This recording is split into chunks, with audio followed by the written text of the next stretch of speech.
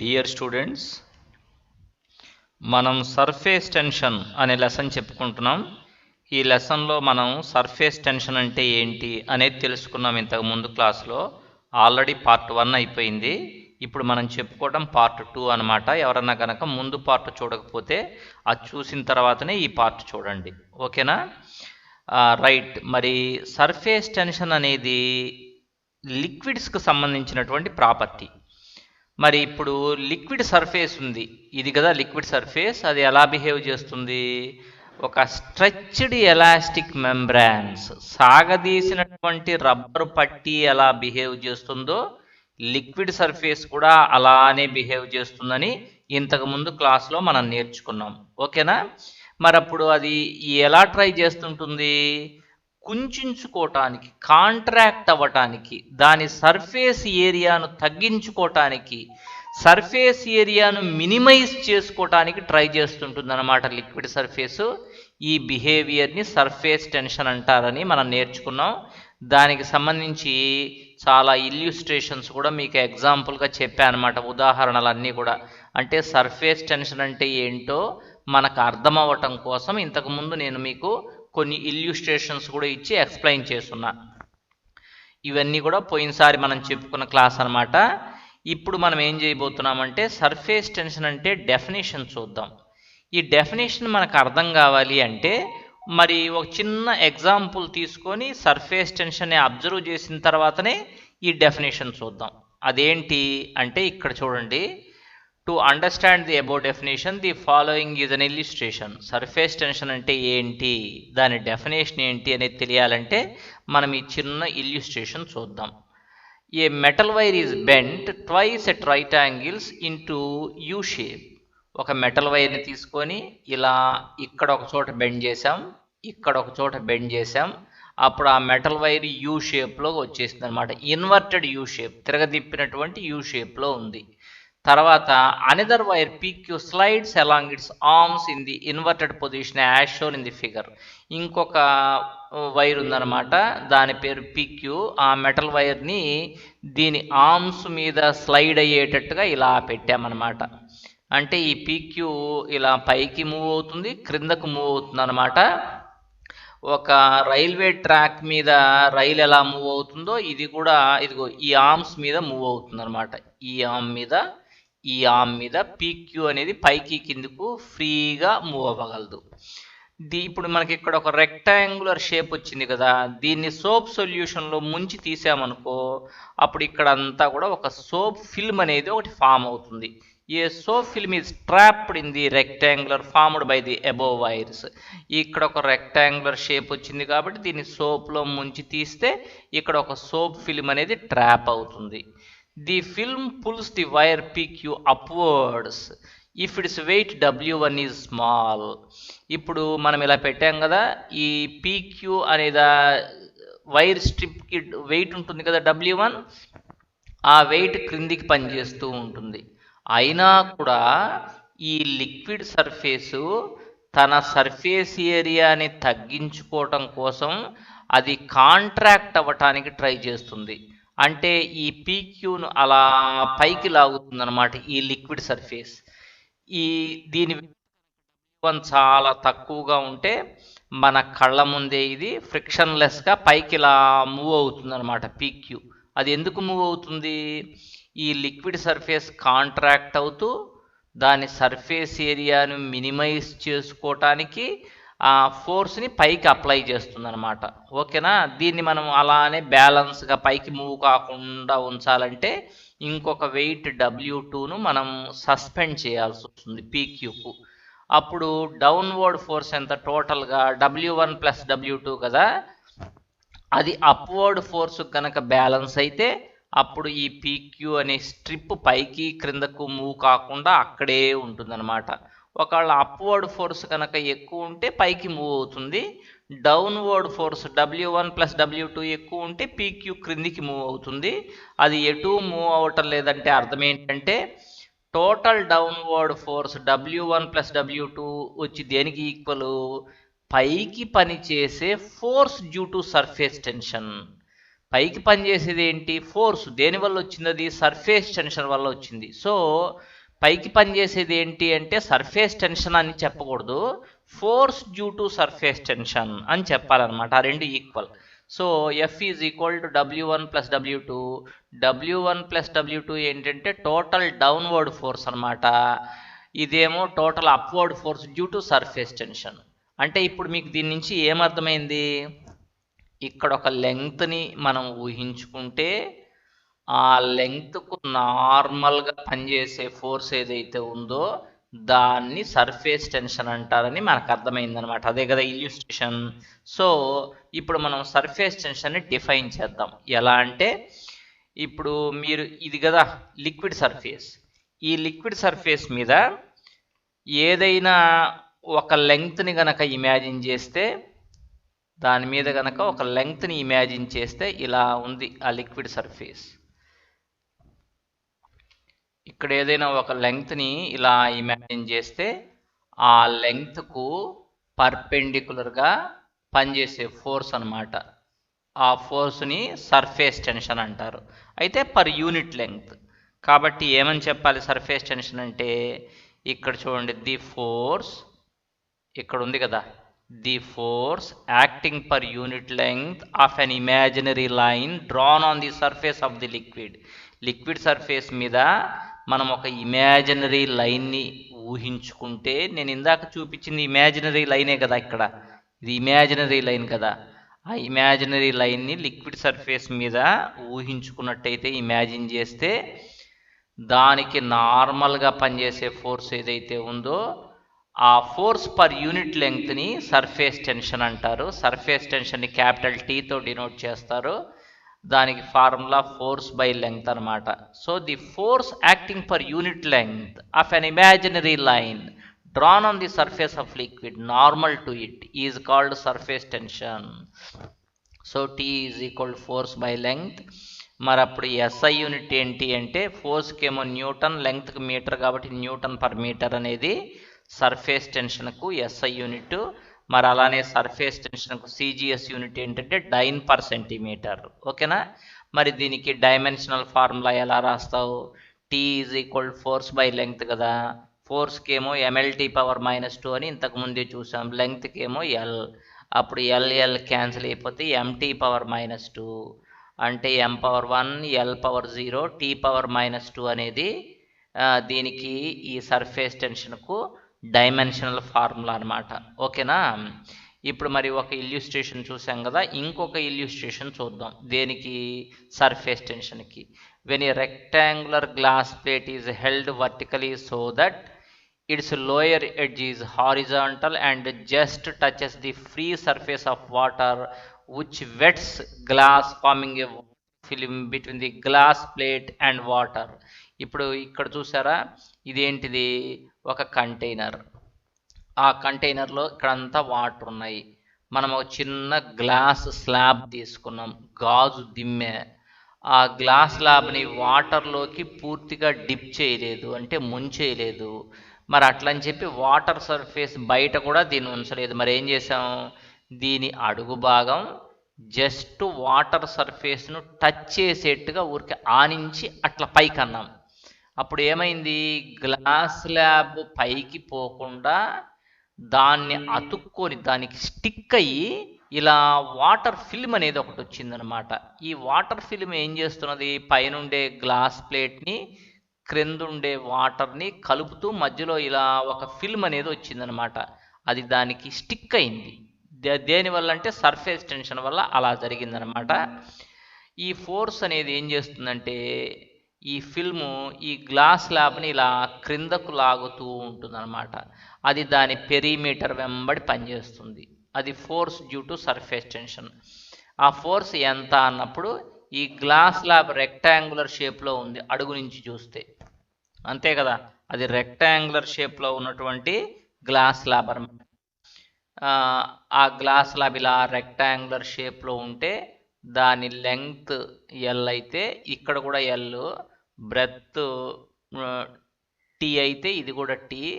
అప్పుడు ఈ surface tension అనేది పెరిమీటర్ వెంబడి పనిచేస్తుంది. కాబట్టి force due to surface tension ఎంత అన్నప్పుడు ఇంతకుముందు నేను చెప్పాను surface tension is equal force by length అని. మరి అప్పుడు force is equal to surface tension into length అవుతుంది కదా. అప్పుడు ఇక్కడ చూడు force is equal surface tension into length ఎంత ఇక్కడ చూడండి.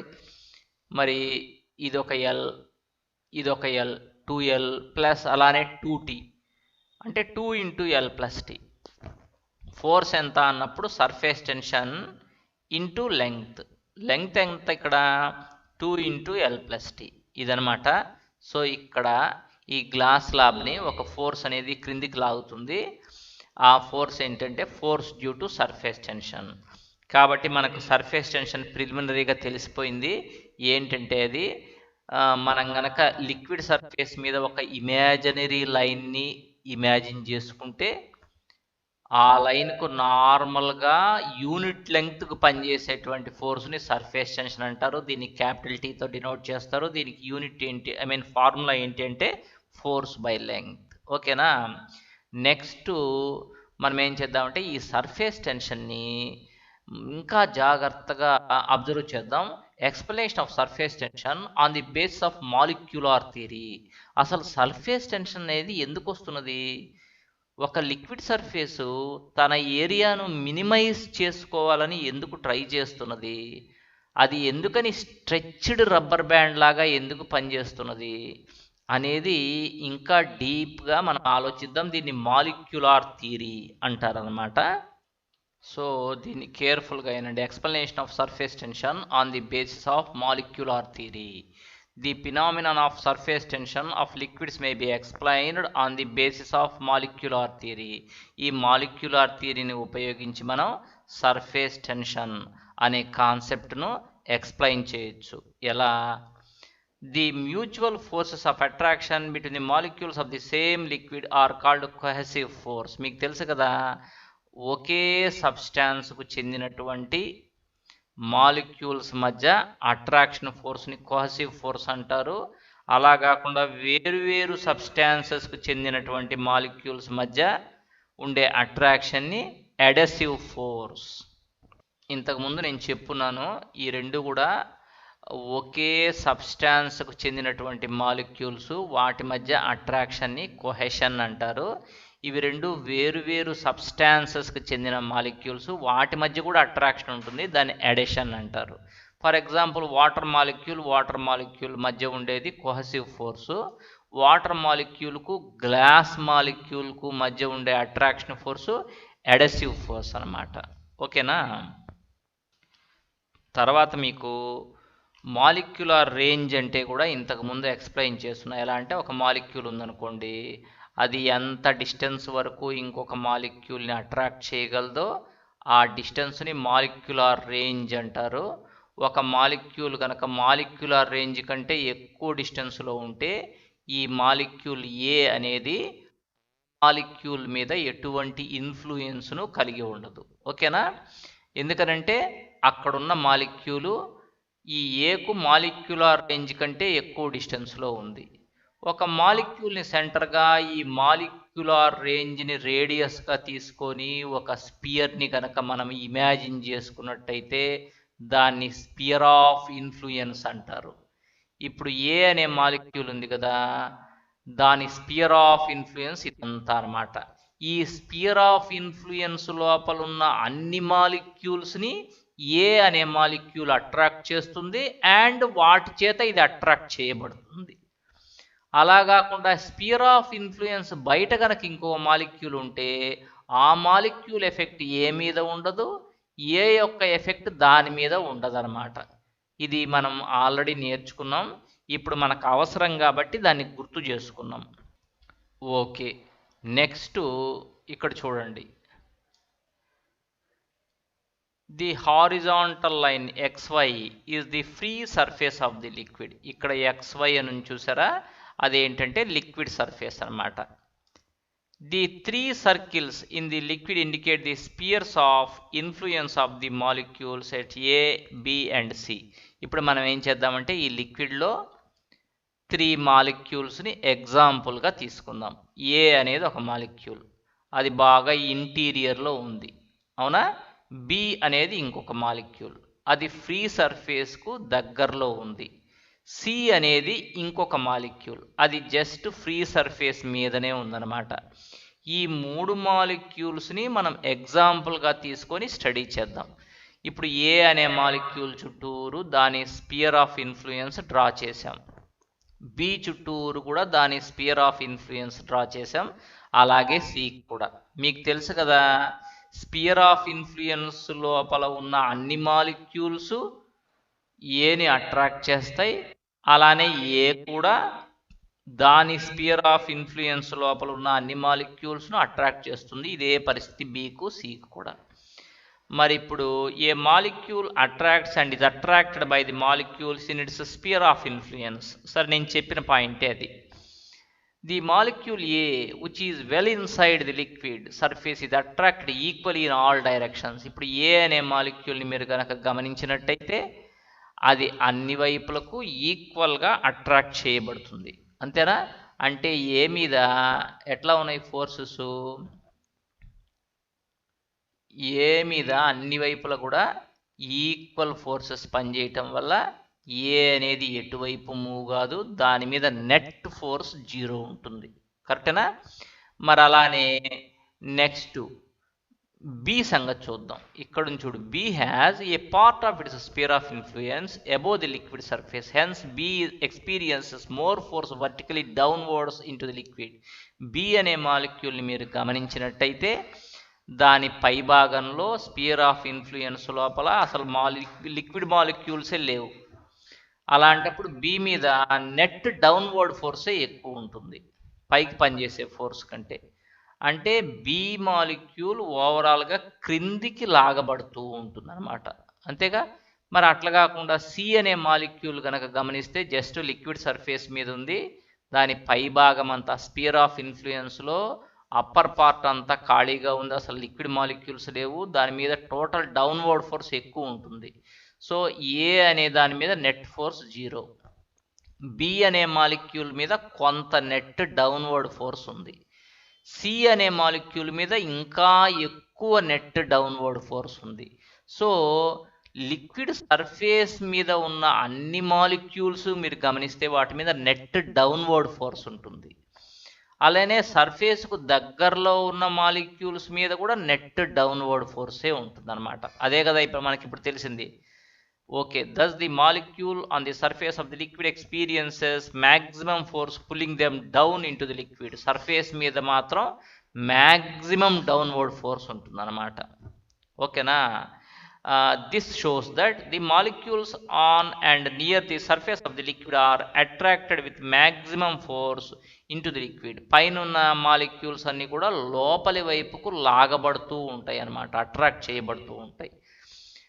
To bring any molecule from inside to the surface of the liquid, work is to be done. ఏదైనా ఒక మాలిక్యూల్ను లిక్విడ్ ఇంటీరియర్ నుంచి లిక్విడ్ సర్ఫేస్ మీదకి తీసుకెళ్ళాలి అంటే, లిక్విడ్ ఇంటీరియర్ నుంచి లిక్విడ్ సర్ఫేస్ మీదకి తీసుకెళ్ళాలి అంటే ఈ డౌన్వర్డ్ ఫోర్స్కి అగనెస్ట్గా మనం వర్క్ చేయాల్సి వస్తుంది, అంతే కదా?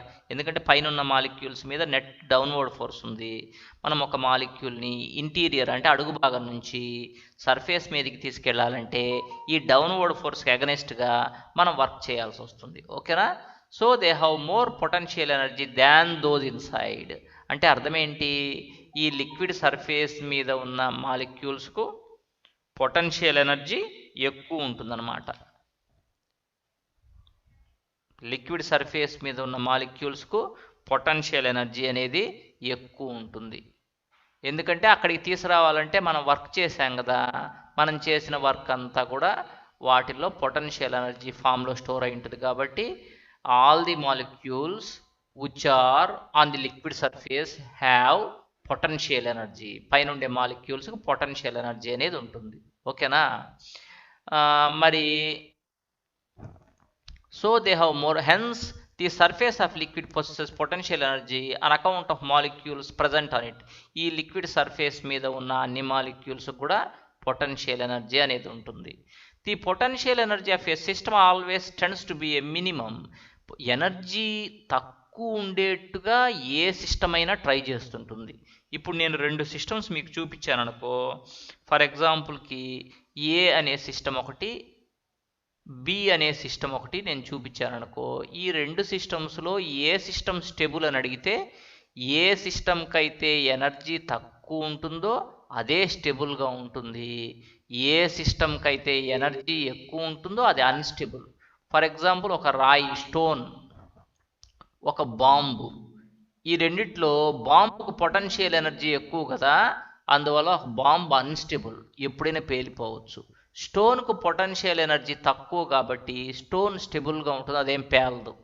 సో ఏ సిస్టమ్ అయినా తన ఎనర్జీని మినిమైజ్ చేసుకోవాలని చూస్తుంది, అలానే లిక్విడ్ సర్ఫేస్ కూడా తన ఎనర్జీని మినిమైజ్ చేసుకోవాలని చూస్తుంది అనమాట. When the area of the liquid surface decreases, మరి అలాంటప్పుడు లిక్విడ్ తన పొటెన్షియల్ ఎనర్జీని ఎలా మినిమైజ్ చేసుకోగలదు? తన ఏరియాను గనక తగ్గించుకున్నట్టయితే తక్కువ మాలిక్యూల్స్ సర్ఫేస్ మీద ఉంటాయి. ఫర్ ఎగ్జాంపుల్ ఇప్పుడు ఒక 100 మాలిక్యూల్స్ ఉన్నాయనుకో సర్ఫేస్ మీద, 100 మాలిక్యూల్స్ సర్ఫేస్ మీద ఉన్నాయనుకో, మరి ఇప్పుడు దాని ఏరియాను కనుక తగ్గించుకుంటే తక్కువ ఉంటాయి. ఫర్ ఎగ్జాంపుల్ ఇప్పుడు ఒక 100 ఉంటే ఏరియా కనుక తగ్గించుకుంటే 50 ఉంటాయి అన్నమాట. అప్పుడు పొటెన్షియల్ ఎనర్జీ తగ్గిపోతుంది కదా. సో లిక్విడ్ సర్ఫేస్ ఏం చేస్తుందంటే తన ఏరియాను మినిమైజ్ చేసుకొని అప్పుడు ఏరియా మీద తక్కువ మాలిక్యూల్స్ ఉండేట్టుగా, టోటల్గా పొటెన్షియల్ ఎనర్జీ తక్కువ ఉండేట్టుగా చూసుకుంటాయి అన్నమాట. అందువల్ల లిక్విడ్ సర్ఫేసు తన ఏరియాను మినిమైజ్ చేసుకోవటానికి ట్రై చేస్తుందన్నమాట. ఈ టెండెన్సీ ఏదైతే ఉందో, టెండెన్సీ అంటే లిక్విడ్ సర్ఫేసు తన ఏరియాను మినిమైజ్ చేసుకొని పొటెన్షియల్ ఎనర్జీని డిక్రీజ్ చేసుకునే టెండెన్సీ ఏదైతే ఉందో అదే సర్ఫేస్ టెన్షన్కు దారితీస్తుంది. That leads to surface tension. కాబట్టి ఇప్పుడు మనకు క్లియర్గా అర్థమైపోయింది ఏమని, లిక్విడ్స్ అన్నీ కూడా తన సర్ఫేస్ ఏరియాను మినిమైజ్ చేసుకోవడానికి ట్రై చేస్తాయి. ఎందుకని అంటే ఎనర్జీని తగ్గించుకోవటం కోసం. ఎనర్జీ తక్కువ ఉన్న సిస్టమ్ స్టేబుల్గా ఉంటుంది కాబట్టి. ఓకేనా? ఈ టెండెన్సీని సర్ఫేస్ టెన్షన్ అంటారు. ఇప్పుడు మనం సర్ఫేస్ టెన్షన్ని మాలిక్యులర్ థియరీ ఆధారంగా ఎక్స్ప్లెయిన్ చేసాం. We have explained surface tension on the basis of molecular theory. ఇప్పుడు మాలిక్యులర్ థియరీ అయిపోయిన తర్వాత సర్ఫేస్ ఎనర్జీ అంటే ఏంటో కూడా చూద్దాం. If a molecule is to be brought from the interior of the liquid to the surface, ఒక మాలిక్యూల్ను ద్రవం యొక్క అంతర్భాగంలో నుంచి ఇంటీరియర్ నుంచి సర్ఫేస్ మీదకి తీసుకురావాలంటే మనం వర్క్ చేయాలి. మనం చేసిన వర్కే దాంట్లో పొటెన్షియల్ ఎనర్జీగా స్టోర్ అయి ఉంటుందని చెప్పుకున్నాం అనమాట. కాబట్టి లిక్విడ్ సర్ఫేస్ మీద ఉన్న మాలిక్యూల్స్కి పొటెన్షియల్ ఎనర్జీ ఎక్కువ ఉంటుంది. అదేగా చెప్పుకున్నది. As a result the molecules acquires some potential energy when they are brought to the surface of the liquid. Liquid surface మీదకి తెస్తే వాటికి పొటెన్షియల్ ఎనర్జీ ఉంటుంది. Therefore the potential energy of the molecule on the surface of the liquid is greater than those inside the liquid. Liquid ఇంటీరియర్లో ఉండే molecules కంటే కూడా surface మీద ఉన్న మాలిక్యూల్స్కి పొటెన్షియల్ ఎనర్జీ అనేది ఎక్కువ ఉంటుంది. Hence in order to increase the surface area of the liquid, ఒకవేళ లిక్విడ్ సర్ఫేస్ ఏరియాను మనం ఇంక్రీజ్ చేసామనుకో అప్పుడు సర్ఫేస్ మీదకి ఎక్కువ మాలిక్యూల్స్ రావాలి అంటే మనం ఖచ్చితంగా వర్క్ చేయాలి. అంటే లిక్విడ్ సర్ఫేస్ ఏరియాను పెంచాలి అంటే మనం ఖచ్చితంగా వర్క్ చేయాలి. Some work is to be done on the molecules inside the liquid to bring them to the surface. Liquid surface ఎలా పెరుగుతుంది? అడుగు భాగం నుంచి ఇంటీరియర్ నుంచి కొన్ని మాలిక్యూల్స్ పైకి వస్తేనే కదా లిక్విడ్ సర్ఫేస్ పెరిగేది. అంటే మనం ఖచ్చితంగా వర్క్ చేయాలి. సో లిక్విడ్ సర్ఫేస్ ఏరియాని పెంచాలి అంటే మనం వర్క్ చేయాలి.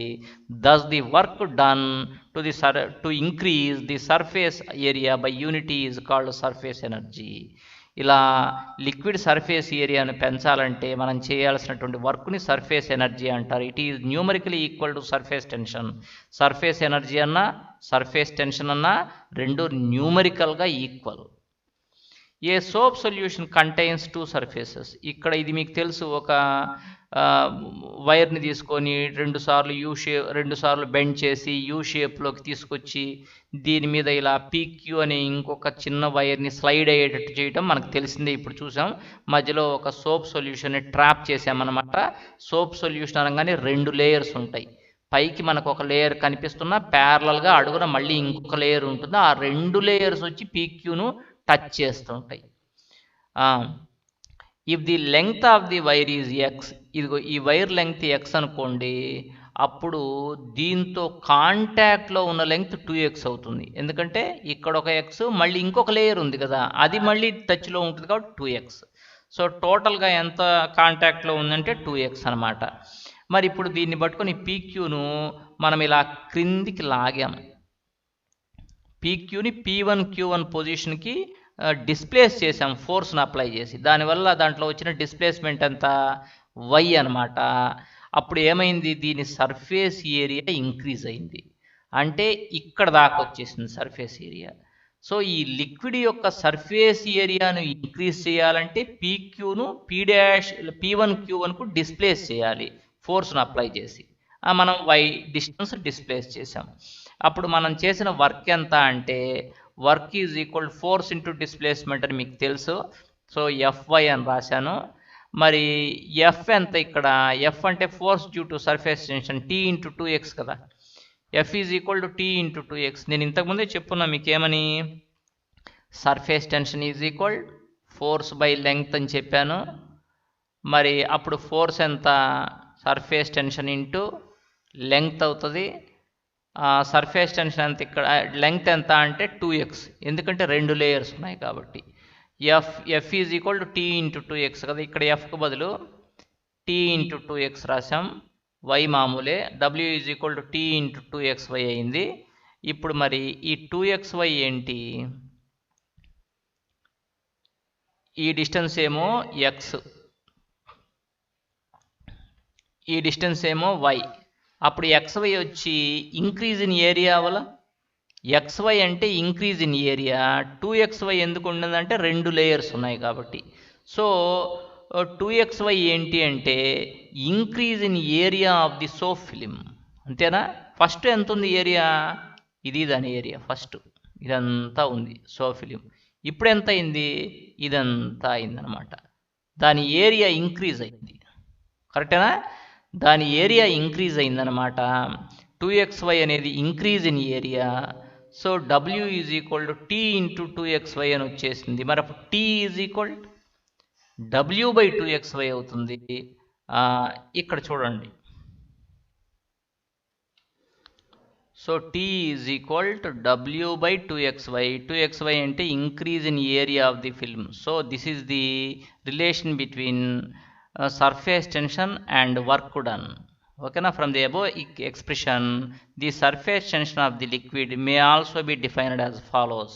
ఇప్పుడు సర్ఫేస్ టెన్షన్ ని మనం ఇంకొక రకంగా కూడా డిఫైన్ చేయొచ్చు. ఎలా అంటే ఈ ఇంక్రీజ్ ఇన్ ఏరియా గనక 1 అయితే అప్పుడు T is equal to W అవుతుంది, అంతేగా. So the work to be done per unit increase of surface area. Surface ఏరియాని యూనిట్ ఇంక్రీజ్ చేయడానికి మనం చేయాల్సిన వర్క్ ఏదైతే ఉందో దాన్నే సర్ఫేస్ టెన్షన్ అంటారు. The work to be done per unit increase in surface area of the film is called the surface tension of the liquid. According to this definition the surface tension may also be expressed in the units of joule metre per 2, joule metre power -2, అంతే కదా. డబ్ల్యూకేమో joule by metre square ఇక్కడ రాస్తా.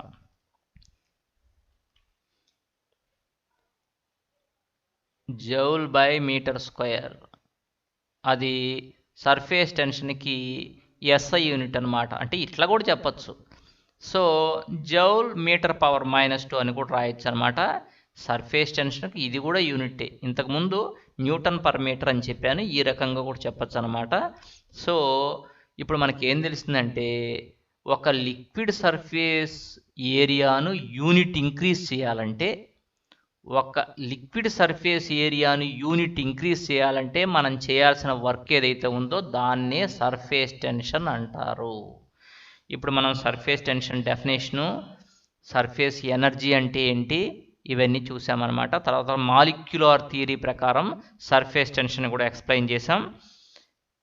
మిగిలింది మనం next క్లాస్లో నేర్చుకుందాం. ఓకేనా? రైట్.